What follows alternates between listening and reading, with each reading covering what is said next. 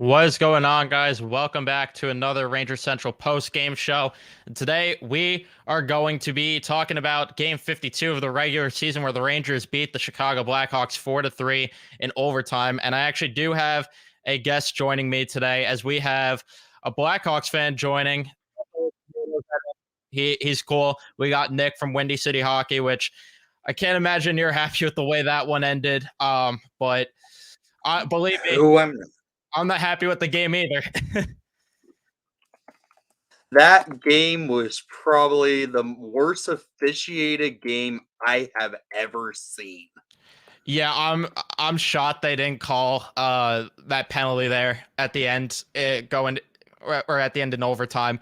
There was a lot of that game was just ridiculous.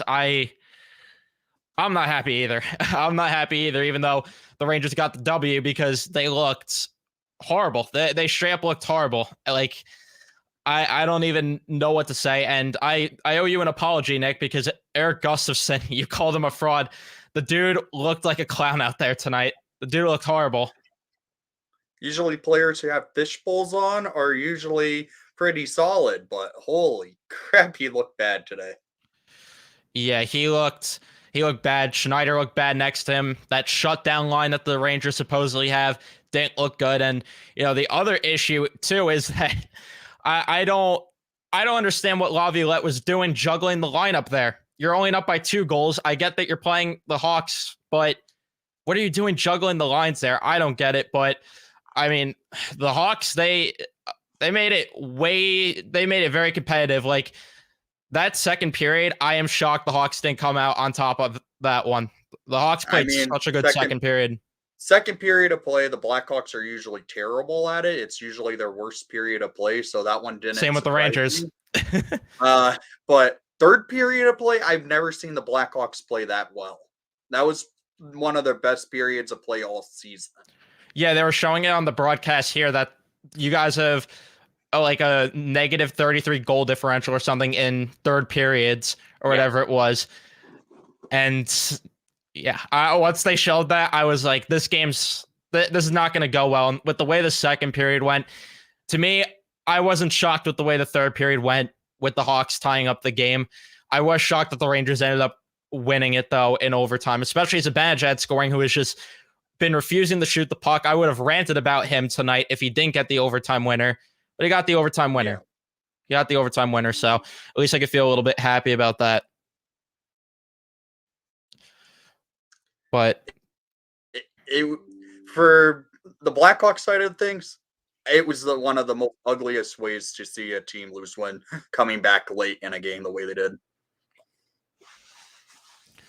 Yeah, the Rangers were accustomed to that a lot last year. They had games like that. What was that? No, I'm just seeing if my stream has since I have the simulcast going, I think it's working on my end. Yeah, it says it's going. I see some people here. Ryan from your chats in here. Okay. You got some people in here. Right. Yeah. I don't know. Like the Hawks had that game. Like the Rangers were trying way too hard to just play with their food at points in this game, and they kept allowing rushes at will. And the first period, even a lot of Ranger fans were happy about it. I still felt defensively they didn't play great. I thought offensively they got going, but defensively they didn't play well, which I gotta say right now, that Vlasic kid you guys got, I like him. I like him. Probably Stan Bowman's best draft pick he ever made. Yeah. And that's a large statement to say, because that's one of the only picks that actually looks like it might work out from the Stan Bowman regime. Yeah, which that could be a whole nother rant with how that went down. But yeah, that Vlasic kid looked good. There was another guy on that looked good. Entwistle, that was the other one who had a pretty good game, in my opinion, for you guys. I thought Entwistle was really noticeable, getting to the front of the net a lot. Foligno, obviously noticeable. And the Ranger fans in the chat didn't want to listen to me. They didn't want to listen to me. When I thought he'd be available at the deadline, I told you guys, keep an eye on 71, and he had himself a night. He had himself a Yeah. night. Yeah, it was an interesting way. This is the first time in probably, well, the first time in the last 16 games the Hawks have actually scored more than one goal. They've been on a tear where they've been going either in the last 11 games they were averaging 1 goal per game, and this honestly was just a shocker what happened tonight. Of course, it's the Rangers. Like I would say it's a shocker, but with the way that the Rangers have played defensively lately, to me, it's been a shocker. And I disagree with you, Steve. Like, I thought Igor was solid back there tonight. I thought that it was a lot of mistakes from the defensive side things. The first goal, there's the traffic's in front of him. Nobody's clearing traffic in front of him.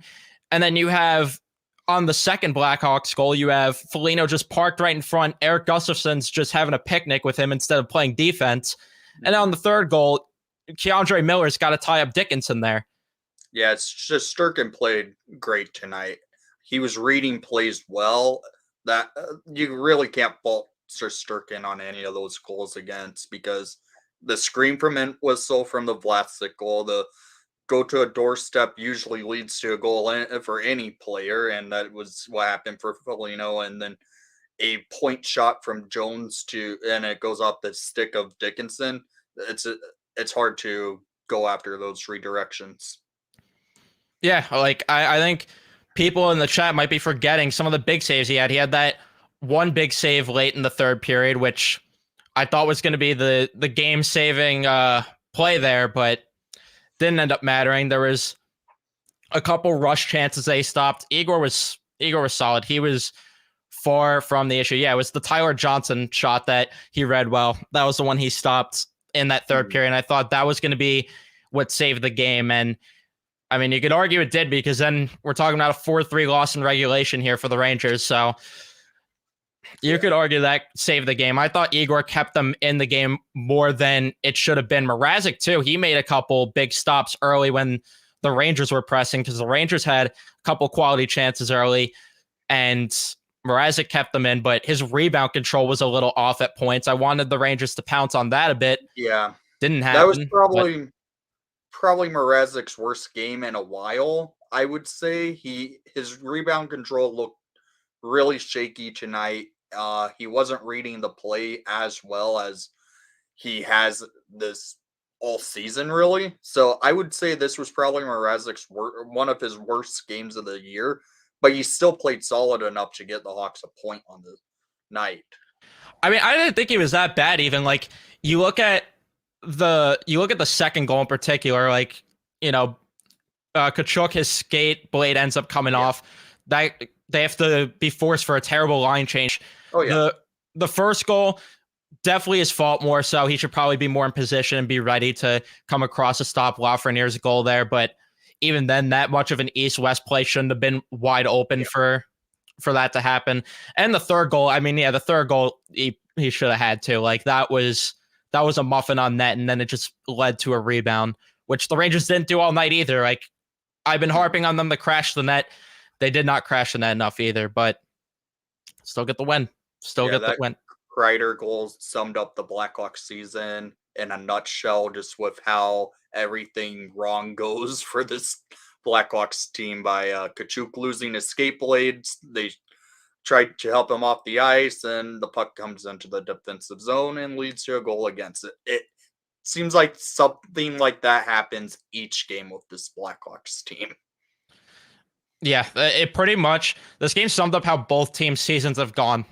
It summed it up. When the Rangers choked that, I'm like, this is the San Jose game all over again. and yeah, like, I agree that the Hawks got hosed there in overtime. Like, I thought that should have been a penalty there at the end. I don't know how that didn't get called, but at the same time, I don't know where that was. Dickinson, right, on that play?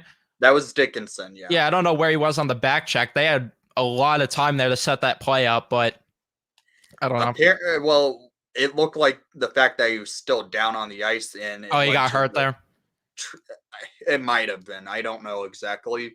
He's last game he dealt with some sort of weird fluky injury that led to him missing practice yesterday.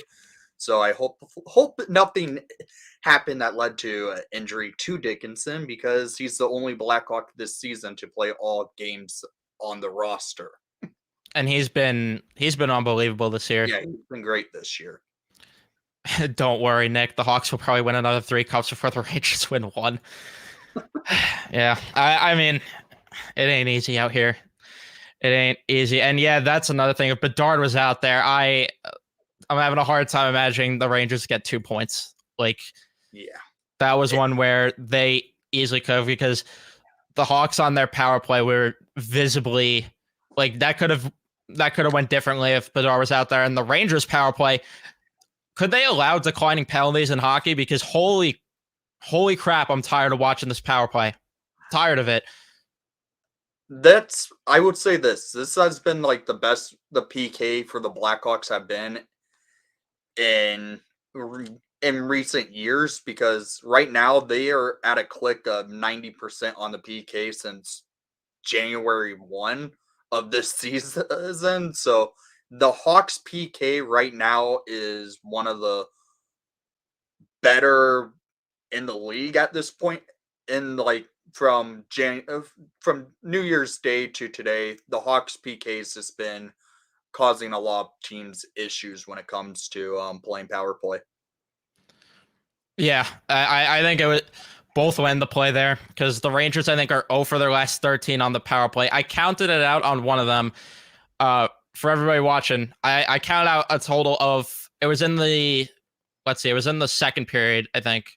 No, the first period.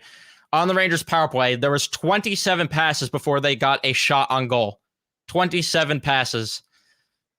That sums up the Rangers power play, a passing clinic. And who was that shot from? None other than everybody's whipping boy, Blake Wheeler. And it wasn't even that good of a shot. I mean, Zibanejad could have had shots on goal, but that man has just been fanning all season long, and somehow gets the overtime winner. And yeah, I'm glad Laviolette looked pissed in the post game, because even from the players' reactions, Zibanejad looked like he didn't care at all about winning that game. They knew. They know that they played like garbage. Mm-hmm. They still haven't shown on the Blackhawks side for Luke Richardson, but I would not be surprised if he shows up very pissed, because the officiating, he was pissed off the from way the first that game ended up. Yeah, I honestly think this might have been the worst officiated game of the season, just for the Blackhawks point of view. I don't know about for the Rangers side, because the Rangers got away with multiple penalties this game. Hawks had some iffy calls that didn't look like penalties, and there was some missed calls on the Hawks that should have been called, but they weren't. This was a poorly officiated game. Yeah, no, I agree with you. Like, and for the Rangers side, we've dealt with that a lot this season. Like, for both sides, whether the Rangers, it went in their favor or against it. When it went in their favor earlier in Vancouver, they won that game in overtime. They could have called a tripping penalty at the end there. Vancouver fans were ready to start another riot there, and I don't blame them. That should have been called. And then there's been a couple of calls where the Rangers have had, like, they've called a couple kicking goals. They called one where it went off of the back of Coley's skate, a goal earlier in the year. They called that no goal. I don't know what's up with the officiating. I don't know what's up with it this year. It really does need some work, because I have not seen this bad officiating probably since the 2012 playoffs. Yeah.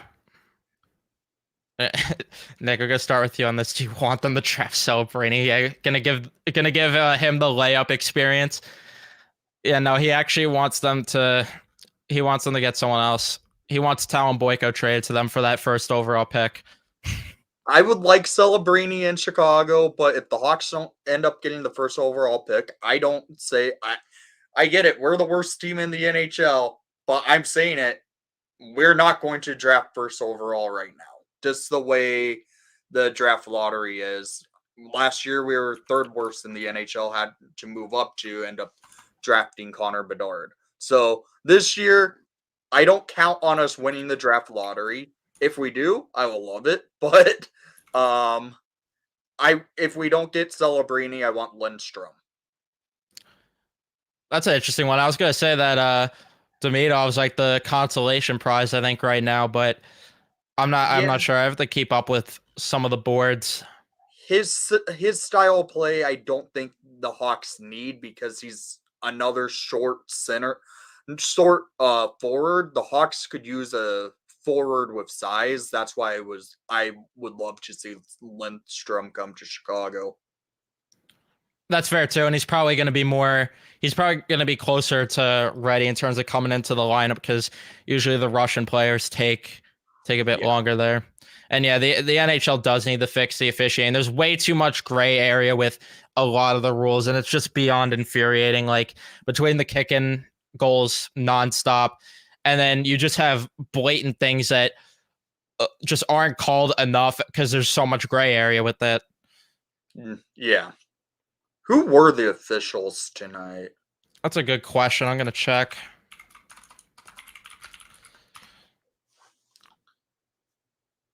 Let's see who the officials were tonight. Morgan McPhee and Frederick. I don't even know how to pronounce the last name, but Frederick Leclerc. Yeah. Yeah, these guys look like they haven't they haven't officiated that many games this year. Yeah, the Rangers literally haven't had one game officiated by this crew this year.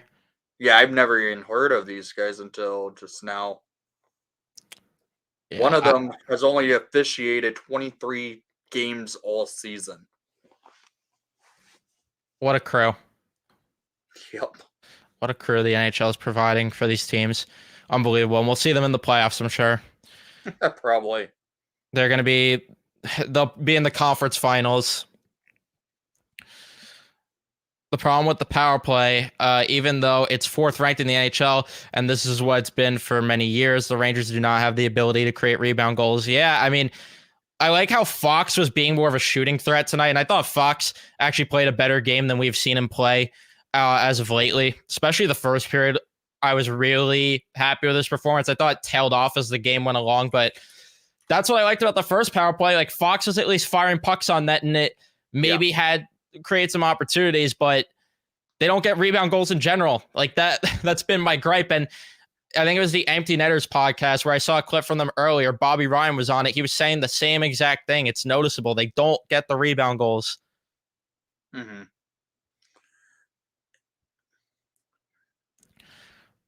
Trying to see. So Ryan right here saying this one. When Wes McCauley retires, he should be the teacher of refs. I don't know about that, Ryan. Yeah, I think that's a bad teacher. I think that's a... I like Wes, but I don't think he should be teaching. Why can't I take that off? I like his personality, but the guy sucks his job. I'm gonna be honest. He's every time the Rangers at least have Wes McCauley officiate games, it's always ugly. Mm-hmm. Wes seems like he's probably the more fair ref when it comes to Blackhawk games, but it seems like those games are usually officiated to the point where it's almost dead even on penalties each game. So that's what type of ref I would like to see more so. But Wes, I would say, yeah, he's one of the more entertaining refs, but I think, for instance, St. Laurent is one of the better refs in the league. That I agree with. Like, I think he's pretty solid. Like, for me, the two on my shit list are Wes McCauley and Rooney. Those two, every time they officiate a Ranger game, it goes horribly. Yeah. Rooney, I've had issues with in Chicago, so. Yeah, Rooney's terrible. Rooney's terrible. And yeah, I agree with you, Matt. that he tailed off as the game went along, and yeah, the toe drag was nice on the second goal, but he definitely tailed off. Mm-hmm. Somebody in the chat, since I can't listen to this right now, I'm linking this tweet in the chat because apparently Steve Alquette was cooking the Rangers apart. Maybe someone watch this clip and tell me what he said because I'm curious now. I'm not giving the players a pass for them taking their foot off the gas and trying to be the cutest team in the league, but Laviolette breaking up the Panarin line, even the Mika line, was asinine. Yeah, like I don't. Did he think this was an exhibition? I really feel like he tried to. He was too content with a 3-1 lead when he can't be. You can't experiment lines with a 3-1 lead. If it's like 5-1, sure, but I don't know what he was doing there. That was terrible coaching. Yeah. Also, how did the Rangers go? I'm just so baffled how Rangers go throw one extra man for that too many men. That was shocking when that came out for that penalty, for the one Ranger penalty that you guys end up getting giving up for a power play. The Rangers have been bad with that all year. They take a lot of just like dumb bench minor penalties. Mm-hmm. That they've been prone to that a lot this year. He basically said you would have hoped that they cruise to a win and bring the momentum home, and now they have a sour taste in their mouths. Yeah, I mean he's not wrong. He's not wrong. They should have a sour taste in their mouths. I mean, Steve Alquette, he can't be happy. He grilled the Blackhawks on the first intermission. I mean, doesn't surprise me. Granted, that first period of play was another terrible one from the Blackhawks. The last 2 games in a row now, the Hawks have had a total of, in the first period, let me pull up today. I thought it was pretty low in the first again. Today was 8 shots on goal. So in the last 2 games, they've only had 9 shots on goal in the first period of play. I mean, I still felt like I know the shot totals were low, but they still generate like some decent chances in that first period. I didn't think the Hawks played terrible. I thought the middle of the period was ugly for them, but the beginning and the end is really where I think they got momentum going into the second, and the Rangers were just too content. I still think that was still a bad period of play by the Hawks. It felt like they were sluggish out there. It looked like they just had a hard time even controlling the puck at all. When they get into the offensive zone, they pass instead of shoot when they should have shot more than pass. They have that issue all season, but recently it's getting a lot worse right now. Sounds familiar to the Rangers too. He said you have to play these games the right way. If you carry that into the playoffs, he also said that didn't feel like a W. Yeah, he's not wrong. He's not wrong. He's cooking them, and I'm glad he is, because somebody needs to say something about a poor performance like this. Like, they've won 4 in a row, but there's been some ugliness in these 4 wins. And I know people don't like to hear it. And I know I'm going to get the comments to stop complaining because they won, but you shouldn't be in dogfights like this. You just shouldn't be. And I get that it happens sometimes against good teams, but there's been too much ugly in some of these wins even. Yeah. He also said you want to win the right way and not have this game cancel out Colorado and Tampa. I mean, I don't agree with them that I don't agree with them on that. I still think there was ugliness, more so in the Colorado game than Tampa. Tampa, there was at least some good in that, but the Colorado game was definitely shaky. They got sloppy with their passes, throwing it. Yeah, like that was another one. Eric Gustafson at one point in the game just throws a pass right in the middle of the ice in the D zone. Like, if somebody's there on the Hawks, that's an easy tapping goal. That's the classic Eric Gustafson from Chicago moment. He was known for giving up those cookies right in the neutral zone, right to the opposition, leading to the opposition going down the ice, and usually it led to a goal against. Yeah, I'm starting to see more and more why this guy's passed around. Like the first month or two, it looked like the biggest steal in the league is contract, and then all of a sudden lately, he's just tailed off so much, and he's been really, really bad. He's been just terrible. There's no way around it. Yeah.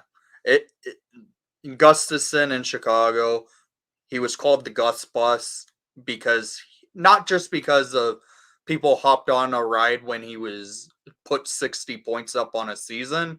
It's more so we know he sucks at defense. I didn't know that's why he got the nickname the Gus Bus. I wouldn't have hyped up that nickname as much. I was calling him the Gus Bus, thinking it was for good reasons, but that makes more sense now. Yep. He was in Rockford almost for 5 years and then got called up, put up 60 points, played another season, played horrendous, traded to Calgary, came back to Chicago because Stan Bowman loved doing that, uh, and was horrendous when he came back and bounced around ever since. Yeah, I forgot he was between that second stint with the Hawks and the first one. I forgot he was with Philly and Montreal for a bit too. Yeah, I forgot about that. That's just very forgettable. And then yeah, he was with Washington last year, got traded to the Leafs, and the Leafs. I mean, I don't know what more I could say about the Leafs, but all I know is, you know what? As much as Gustafson has pissed me off, they have to be kicking themselves for not keeping him and signing John Klingberg to $4 million, because that might have been worse. That might have been Yeah. worse. And yeah, Gus needs to be the seventh defenseman come playoff time for this team. They need to get a viable option, and I don't know who they could get if they don't want to give up premium assets. Like the defensive market's very thin unless you're getting Ilya Lyubushkin, who does not move the needle for me at all, and probably is worse than Gustafson. Yeah, the Rangers, I don't know what the defense this year going into trade deadline, it seems like it's one of the weakest trade deadlines going for in recent memory because last year you saw a lot more movement of defensemen. This year it just does not seem like there's going to be much for anything to get moved. Yeah, the market's very thin for defensemen. And the Rangers have a lot of holes to address, so I don't know what they're gonna do. They still need a top line right winger, or at least a top six right winger, depending if they change the lines. I don't know what Laviolette's doing now. They need help in the center position. You know what, Johnny Brzezinski though, I gotta say he's surprising me. I wish he could just be the 4C, and then Barclay Goodrow could just go from that garbage contract. He needs to go, but they still need a 3C. Guys could take Tyler Johnson. I, I I'm not going to be shocked if it's Tyler Johnson and Colin Blackwell in a package deal to the Rangers. I would not be shocked. But you know what? Colin Blackwell actually surprised me tonight. I thought he had a sneaky, decent night. Like, not a good night, but I thought he was decent. That's been Blackwell all season since he came back from his back injury. He's played very solid and almost in a way where he plays pissed off every night. And that's Colin Blackwell's season in a nutshell. He's played well all year when he's been in the lineup. Yeah, it's pretty much what it was when he was here, where he was just a passenger to Panarin, feasted on points, and then just kind of gave like those type of efforts that you described. I'm not Joel Edmondson guy, Bobby. Not Joel Edmondson guy. The guy that I would like for the blue line is Chris Tanev still. Tanev would be a nice pickup, but he's going to cost like a first. Oh, yeah. This market just sucks. Like, guys like Duclair might get like a second round pick this year. That's ridiculous because Duclair's been terrible this year. Granted, he's on the Sharks, so that doesn't help. Yeah.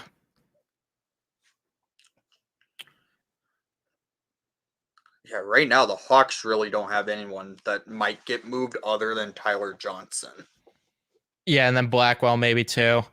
Yeah. Outside of that, then and I'm not happy about that. I wanted Foligno badly. I wanted him so bad on this team, or Dickinson, and both got extended. I mean, Rem Pitlick might be moved as well. Pitlick, from what it sounds like, once Bedard's back, he's going to be placed on waivers and probably sent down to Rockford if no one gets him. Yeah, that's true. He'll probably just go on waivers. I gotta ask you something. How is the Jared Tenorti experience? Because holy crap, he sucked here. You mean the traffic cone?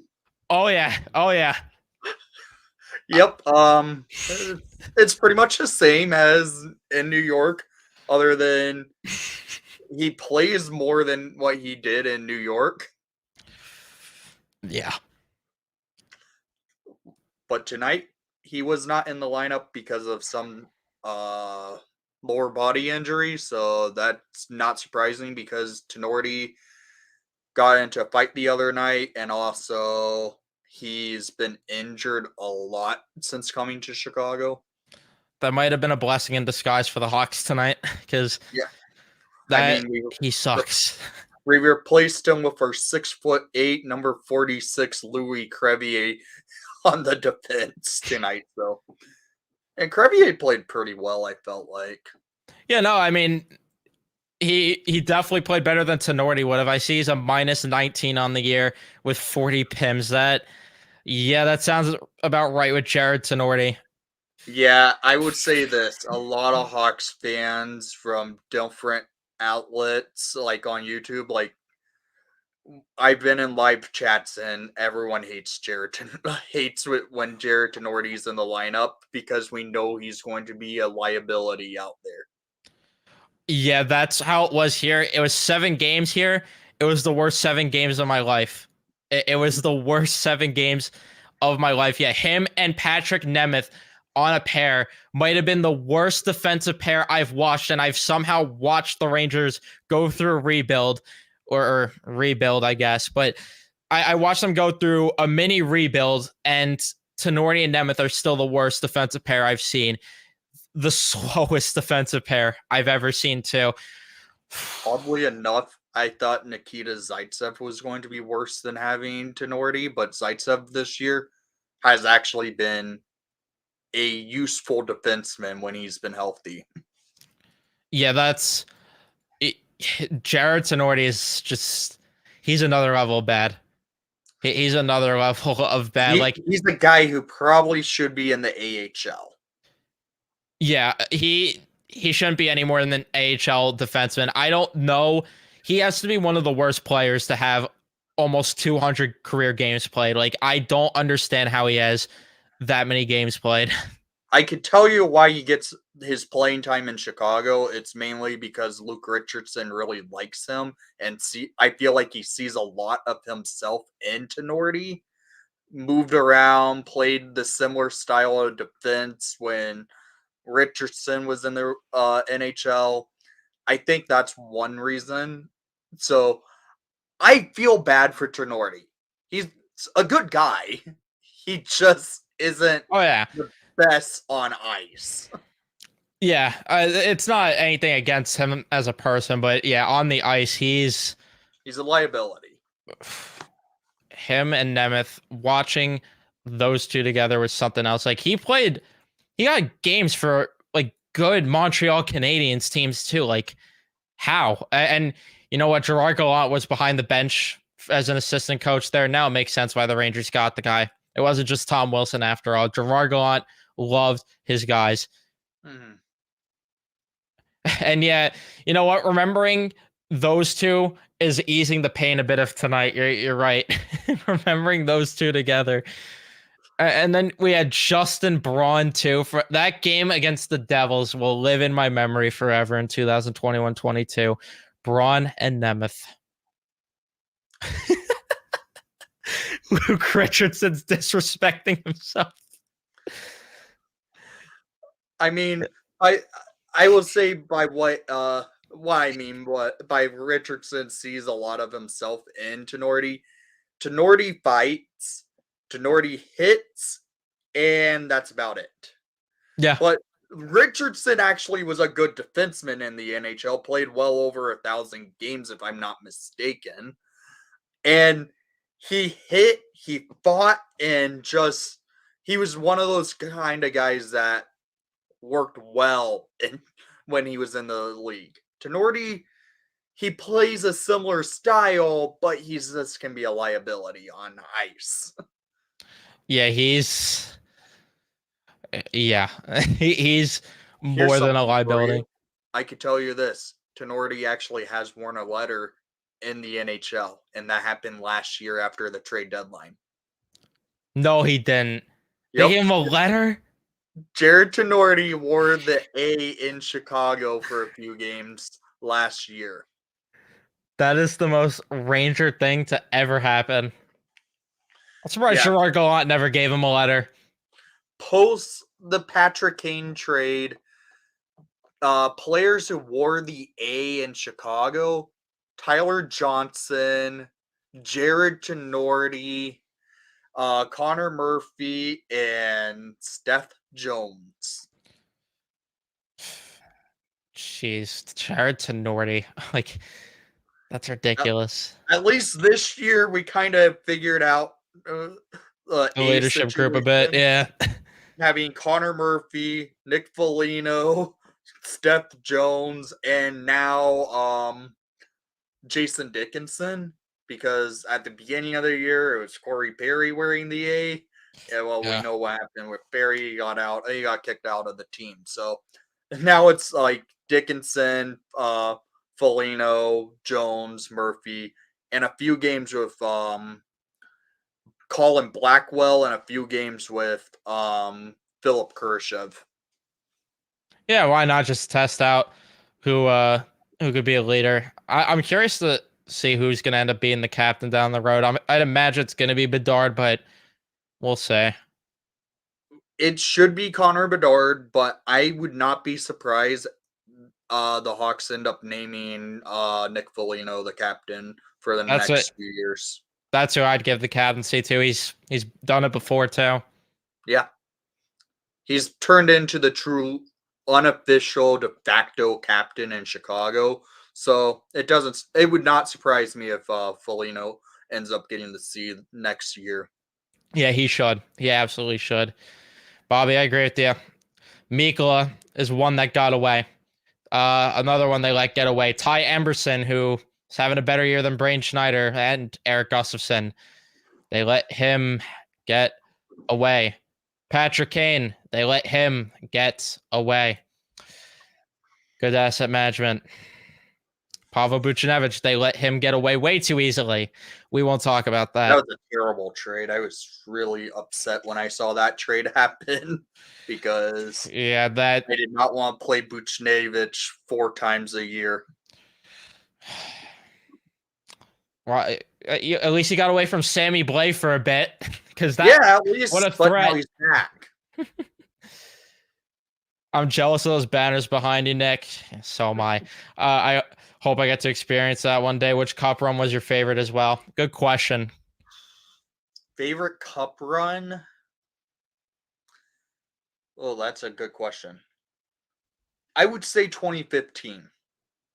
The reason why, it was the most unexpected cup run. 2013, going into the into the playoffs, I knew the Hawks should win the cup, being the President's Trophy winner that year. They were the best team to come out of the gate. I knew the Hawks should win the cup. 2010, I had a feeling they should have won the cup, but 2015, I have to say it was the best because they started out on the road, um, beating Nashville, and then going to play Minnesota, swept Minnesota, then played Anaheim, which gave one of the best series I have ever seen. And then we went to play Tampa, and I was terrified of Tampa, and because I did not want to face Steven Stamkos and Ben Bishop, but um, Corey Crawford played outstanding. Duncan Keith was just a freaking machine on the ice. That cup run was so unexpected, and I just loved it. Yeah, Matt, we have the same thoughts. It had to be 2015. It had to be 2015. We were I right wanted there. it to be a Rangers Blackhawks Cup Uh, final because I wanted it to happen in 2014 because that should have been the Cup final, not the freaking Kings and That's what Rangers. I say about 2015. It should have been. It should have been the Rangers. Zuccarello, though, fractured skull, and they get shut out in Game 5 and 7 in their own building. Typical Yeah, Rangers fashion. that Rangers team I really wanted in the Cup final, but oddly enough, on Bracket Challenge, that was one of the first years I did the NHL Bracket Challenge, and I actually had a perfect bracket throughout the entire playoffs in 2015. Jeez. Not a single miss for any of the first round games. I picked every team right, picked every games right, and picked the total goals in the Cup final, the exact amount. Then there's me when I'm making my playoff bracket. They got to get me out of the kitchen. Like, this guy Matt, though, in the chat, he was telling me in 2014 he had the exact Cup final matchup, I think, except he had the Rangers winning, which didn't happen. And yeah, Alec Martinez haunts both of us. I freaking hate Alec Martinez. We hate him. We hate him more. We hate him a hell of a lot That more. would have been back-to-back cups for the Hawks. It could have ended up being a three-peat for the Hawks because I'm sorry, I do think the Hawks would have destroyed the Rangers in the Cup final. In 2014. Yeah, I mean, I don't know, because like it really would have depended how much more the Rangers could have rode that momentum, because that 2014 team, like 2015, in my opinion, was the year that they should have won.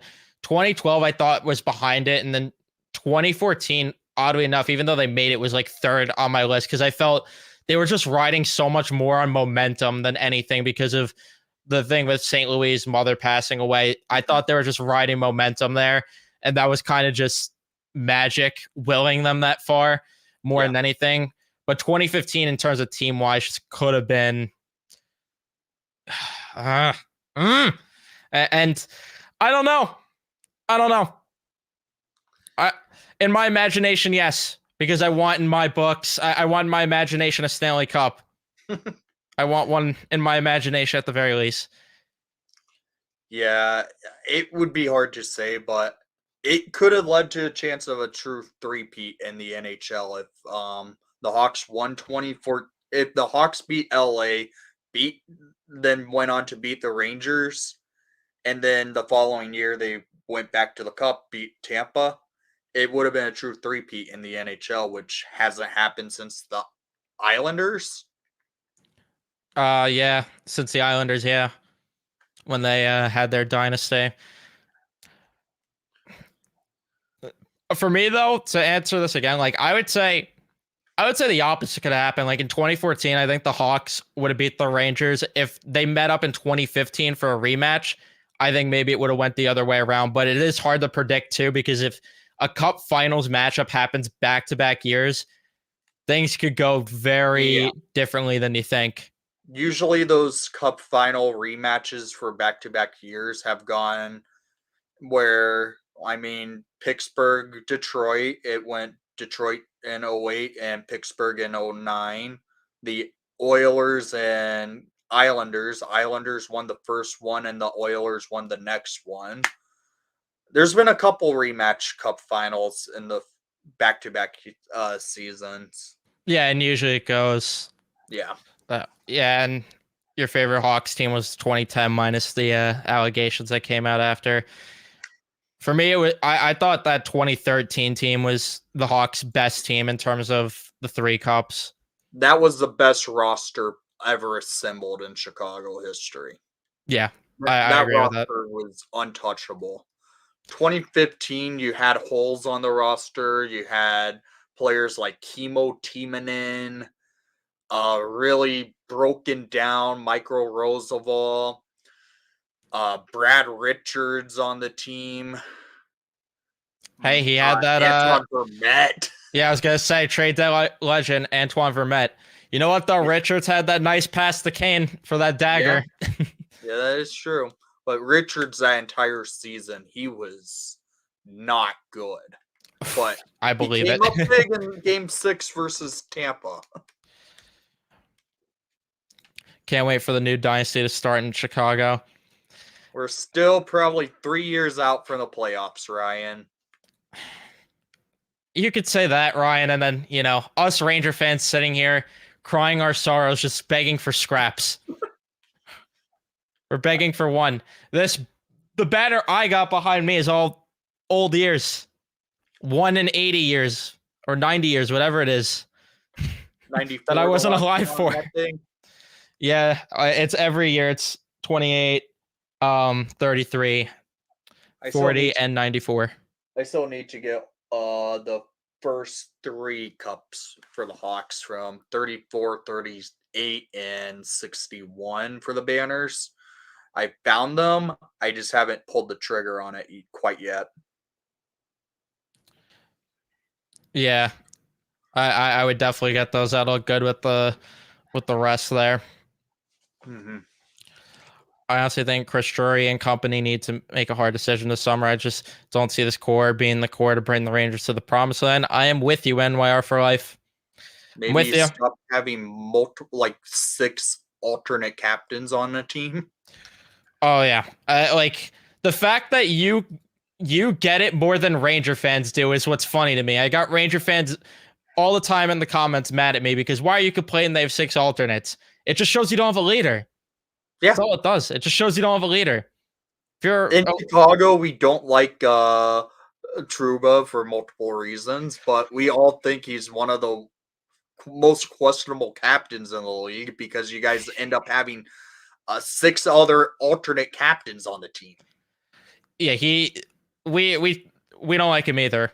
Most fans at least don't like him either because he's a joke of a captain, and outsiders see it too. Mm-hmm. Yeah, leader by committee. That's what it is.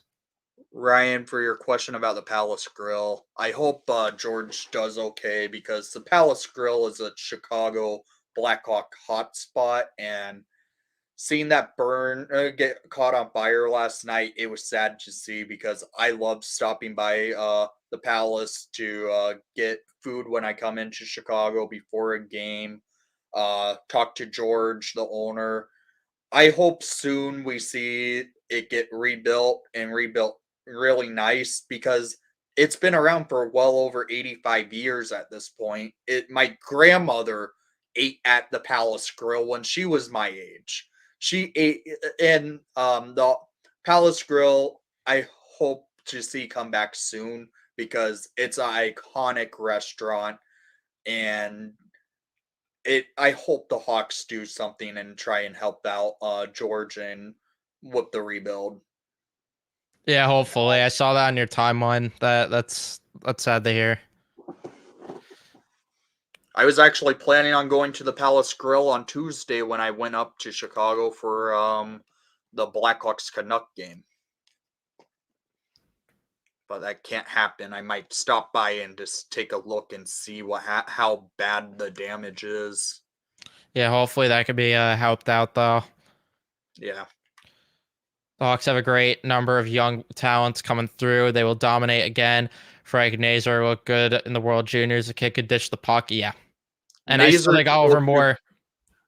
Nazar's likely to make actually sign with the Blackhawks at the end of the season with the NCAA. He's likely to come up to the Blackhawks once Michigan's out of for this season.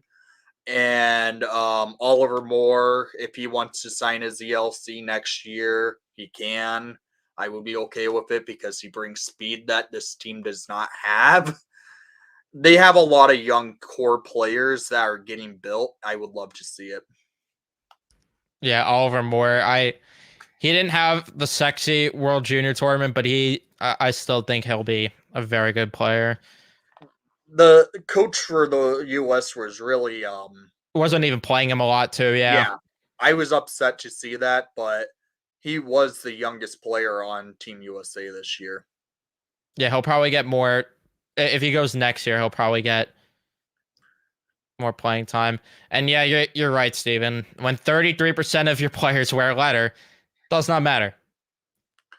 Uh as for the Chili bar, that's only going to be a pop-up until February 25th when Chelios's banner goes up in the UC. They brought back Chelly's Chili Bar and the United Center for just up until the 25th, and once the banner's up, the Chili Bar is going to be going down, which sucks to see because that will be cool to see if they cut that around. But maybe they do something for the Palace Grill in that section where they have the chili bar. The Rangers need to do stuff like that. We got nothing around our stadium. Um we got the train station, pizza places, and the list ends there. How is Blackhawks Twitter? Because it can't be worse than the Rangers Twitter.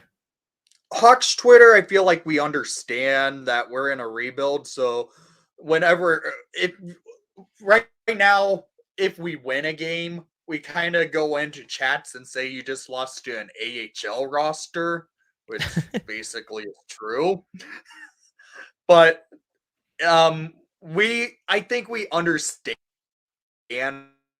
what's going on, so we try and honestly be relaxed. If we lose a game and people start going at us and said we lost and go kind of troll, we just say, well, you just barely beat an AHL roster.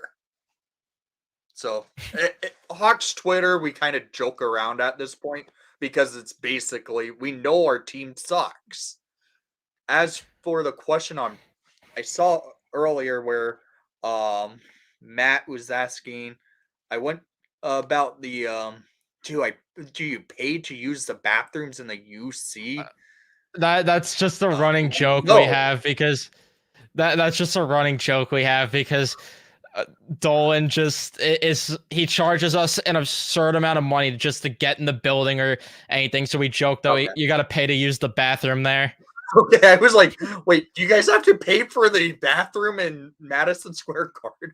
Okay, It will come soon. probably. It will come soon.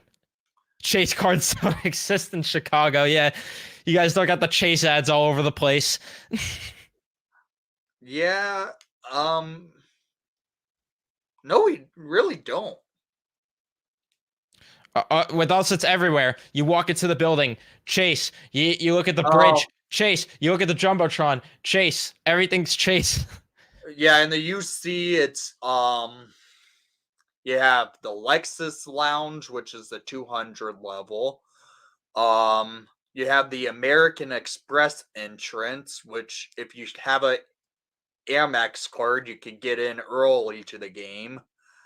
Uh, there's some spots that are sponsored, but most of it, there's really not true sponsorships up around. You just see the flashing ones that pop up every now and then they are off. But there's not a lot of advertisements around the UC, from what I've noticed. Yeah, we get it bad.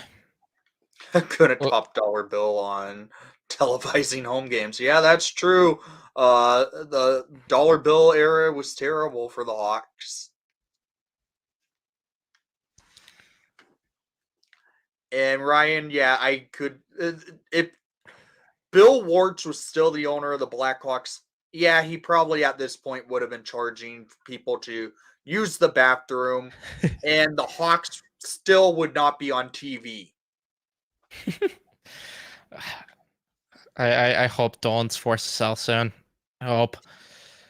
And yeah, that's an arena I want to go to the United Center for sure. It's a lot of fun at the United Center. We actually it can get really loud there compared to when I watch Ranger games on at Madison Square Garden. It's sad. It's so sad how corporate the Garden is at this point. Like, it's just embarrassing. It's honestly embarrassing. It's a bad look. The Like United Center's nicknamed the Madhouse on Madison for a reason. We keep that thing loud when it needs to be. even playoff time, it's been quiet at the Garden lately. Like it's just sad. It's just sad what it's become. I had people getting mad at me for standing during a t-shirt toss at a playoff game last year. That was fun. Really? Yes. That's how corporate it's become and how people just are. Yeah, last year on the Jonathan Taze's final game, they were doing a bunch of giveaways, like throwing stuff in the stands. I was watching Jonathan. I watched Taze score his final goal, and they had some guy with a t-shirt cannon launching them in our section, and some people were standing up wanting the t-shirts. I'm here wanting to watch Jonathan Taze in his final game. Managed to catch a t-shirt while Taze scored his last goal of his career. That makes it even better. The Yeah. multitasking. Luca, to answer your question, like I said in yesterday's stream, the earliest they make a trade is they have, I would say, from today to the 21st. If they don't make a trade from today to the 21st, you're not going to see a trade for until the deadline. Yeah. Moore had the same issues as Perot. USA U20 usually gives the 19-year-olds big minutes. Yeah. Yeah. Well, yeah, this is what it really is. Yeah, you get homeless people, rats, and construction outside the Garden. Yeah. Yeah, and the Chase Bridge. It's great. There's You a got Chase Bridge at the Garden. Oh yeah, so they decided for whatever reason the genius engineering they had. So everybody's favorite part of the Garden is the ceiling and how beautiful it looks. It's iconic. So what they decided to do is, because it's stolen and because they need to be corporate, they decided to take away seats from the 200s, or no, from the lower bowl too. And they decided to add a Chase Bridge that blocks half of the 200. So if you're sitting in row 14 or higher in the 200s, you can't see the Jumbotron. You have to look at like mini Jumbotrons and you can't see the ceiling at all. And if you're sitting in the 400s, if you're any higher than row 3 or 4, you're not seeing behind the net for one of them. Wow. So as much as people laugh at the Barclays Center, there's not a bad seat at UBS Arena now. I can tell you that. The Garden is, I like biasly, I have some love for it, but I could understand why people say it's an overrated building. Could understand it. Make it to. Yeah, if I ever make it out to New York, I have to make sure I stop by MSG and UBS to see games there. You'll probably like a UBS more, if I'm being honest. Okay. Kind of more. Just because when I watch games, it always feels more like an atmosphere like the United Center there compared to MSG. Yeah, like it's really two different experiences as a whole. Like with Ranger games, it's loud when fans choose to be loud, and the Chase Bridge also is what blocks some of the noise too on TV that you can't hear. Oh, okay. But it gets loud when the fans want to get loud. But if there's nothing happening at all, there's not even like chants. It's dead quiet. The Islander fans, they're chanting the whole game. The concourse in that arena is far superior too. The concourse is so much wider. If you're in the 200s at the Garden when you go, I wish you luck trying to walk through there. If it's during the intermission or after the game, good luck. Walking in, it's fine. Later on, it gets bad because the concessions are just so close to the where you have to get into the sections. It's just way too thin. So is the 200 level at MSG basically their club level? No. So they have the Lexus suites between the 100s and the 200s. That's like the club level there. Yeah. At United Center, the 200 level is the Lexus Club, and that is their entire club level. Yeah, and it just, I don't know, like the only arena that I've been to, I've only been to 4 though, so I don't really have much room to talk, but Yeah. out of the 4 I've been to, I'd say the Garden's third on my list. I think Oh, okay. I would put KeyBank Center below it. I didn't like Buffalo's arena, but I went to Toronto. That's probably my number 2. And UBS, as much as I hate the Islanders, I'd put it Mhm. 1. Yeah, I've only gone to for indoor games. I've only gone to Enterprise Center and United Center, and then I would still say United Center is better than Enterprise. Enterprise just seems sterile, almost like their seats are all black. It's black and white in the entire stadium now. There's no like true identity to that place. At least at the United Center, they keep like Art Deco styling inside it. They keep it where it looks like what the old Chicago Stadium would have been today, Yeah. and they keep it in good shape. Yeah, that's something that I do like about UBS too. Like when you're in the building, it's the Islanders building. Like Yeah. and for the Rangers it has that feeling just cuz it's the Garden, it's classic, but like if it was any other team it wouldn't feel that way. And I agree with you, Steven. Unless you're a Rangers fan, there's no reason to go to MSG more than once. Okay. But I 1,000% agree with that. Yeah, Ryan. I would say Enterprise is just an average arena. Yeah, that's one that like I'm not looking forward to necessarily to going, but I will at some point because got to achieve the goal. And I get that Toronto's corporate too, but I don't know. To me, Toronto, I just liked more. I like the outside of just the building more and the feel of the building. I also liked just, I guess it doesn't count as the arena, but I like the city. Mhm. People are gonna hate me. People are gonna hate me after the stream and call me a fake fan and everything, but I don't care. Like I'm being real here. I liked Toronto more than New York in terms of the area by the arena, at least. Like you have the CN Tower right there. You have the Rogers Center right there. The Hockey Hall of Fame's right there. And I Yeah. love the thing that I love the most that saved me from going in the freezing cold. The underground system they have there is just it's perfect. I love the underground system they have there. You don't got to walk outside as much. Yeah. Eventually I will try and get out to all 32 arenas, but I really right now want to make it out to Arizona and see the mullet. They Oh, me gave it the too. mullet just because I just want to see the meme of that arena. Yeah, one of my friends who's an Islander fan went there and he like was just walking out. He was able to walk right outside the press boxes and he saw Lou Lamoriello just right there. Would Like not surprise me because I heard their press box is in basically they're sitting in the levels where all the fans are yeah. because there's no true press box. Um the concourse, I thought if I remember correctly, like the first game, like the players were walking through the concourse to get to the ice. It just seems so messed up to have a freaking arena, freaking NHL games at a college arena that holds not even 5,000 fans. Yeah, it's ridiculous. Like I do wanna go. And yeah, MSG is overrated. Cubs or White Sox fan. He is a Cubs fan. Yep, I'm a diehard Cub fan, so I'm glad to see that Wrigley is going to get the Winter Classic again. This time I will go to the Winter Classic at Wrigley. I've gone to only 2 outdoor games, and that was 2017 at Busch Stadium and 2019 at Notre Dame Stadium.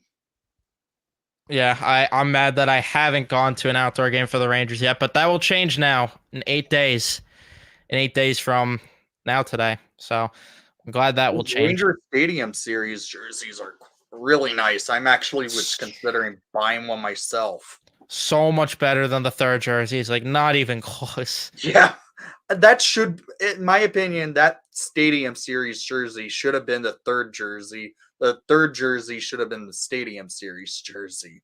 I 1,000% agree with that. Or if they want to, like scrap that third jersey garbage that they just made, make a blue version of that Stadium Series jersey Yeah, as the new alternate.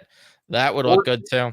like a navy blue version of that Stadium Series would be perfect. Do you know when the Winter Classic tickets usually release? I'm guessing starts of the season, but for the Winter Classic, I already got an email from the Blackhawks for tickets because I'm a season ticket holder, Ryan. They told me that season ticket holders get first priority to get tickets for the game. So I don't know when they go on sale yet, but it should be probably in the next month or so because right now they're starting to take deposits for season tickets for next year. All right, Joe. If you have a problem with me being real about my opinion, then see you later. See you later. He was not happy that I called MSG overrated. But I'm curious to see what the Hawks will do for their stadium or Winter Classic jersey next year, since they've been in so many outdoor games. It's like, what other ideas are they going to have? I think it's going to be a red jersey for once because they haven't had an outdoor jersey that's been red, but more than likely it would be a black jersey just because that's how it seems like every outdoor jersey has been. It's been black or white. And if they do a jersey, I'm thinking, let me grab it out. I'm thinking they actually bring out the old barber pole. That would look nice. But I really want to see like a Stan Mikita era jersey, which would have been the older style logo. I actually have the jersey over here. Yeah. Joe was not happy at all.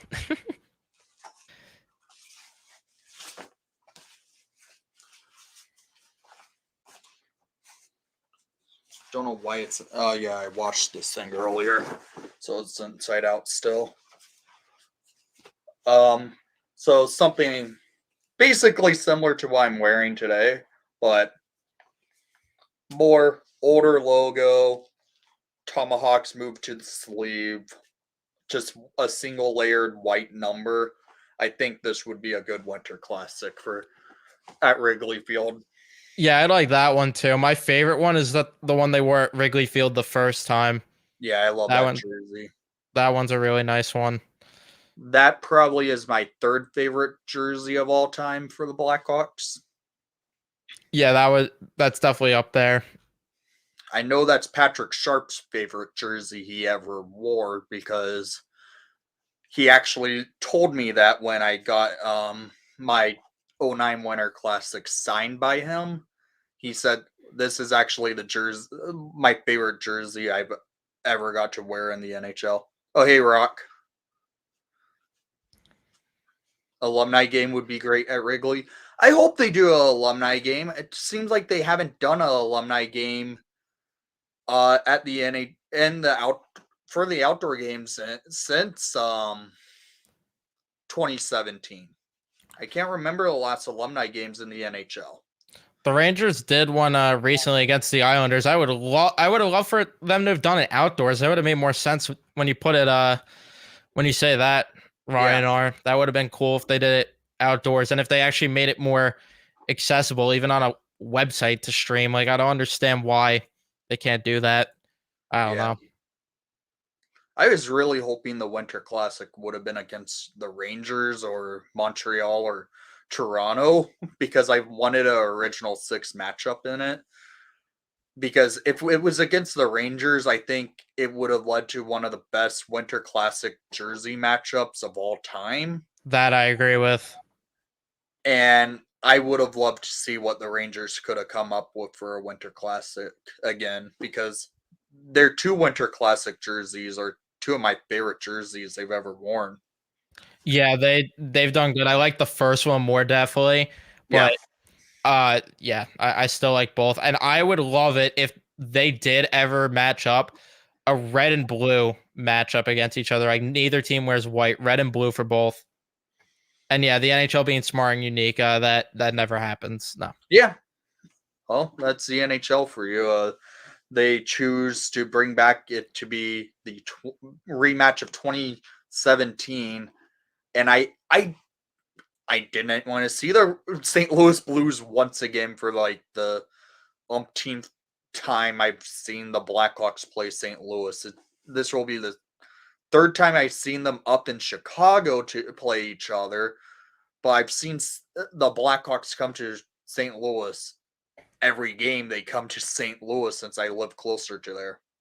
Yeah, so it doesn't even make it as special, which Yeah. sucks. The 2017 Winter Classic jersey.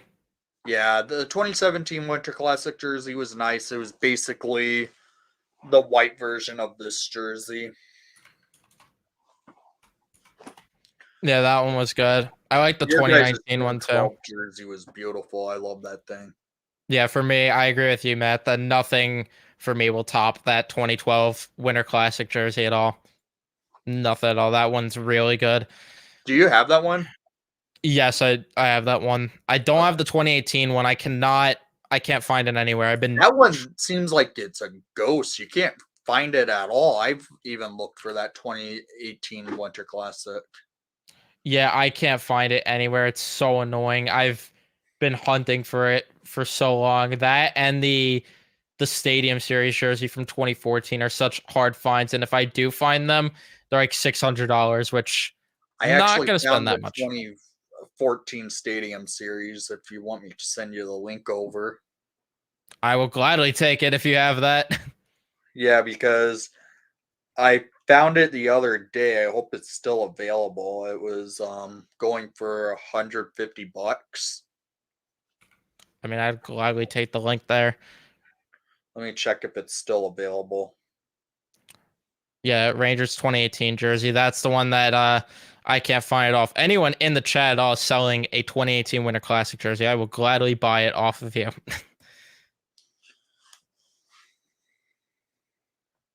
I will say this, Lundqvist in that 2012 jersey is the jersey I would want to get, would want for that thing because Lundqvist was great in that game.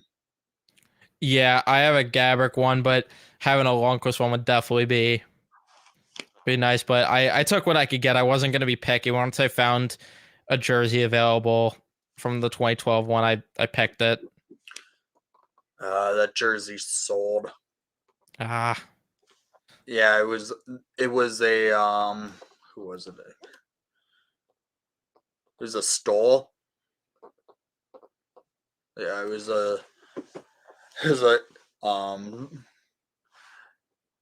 yeah, it was a Mark Stahl jersey. yeah, I'll try. I'm gonna have to keep looking.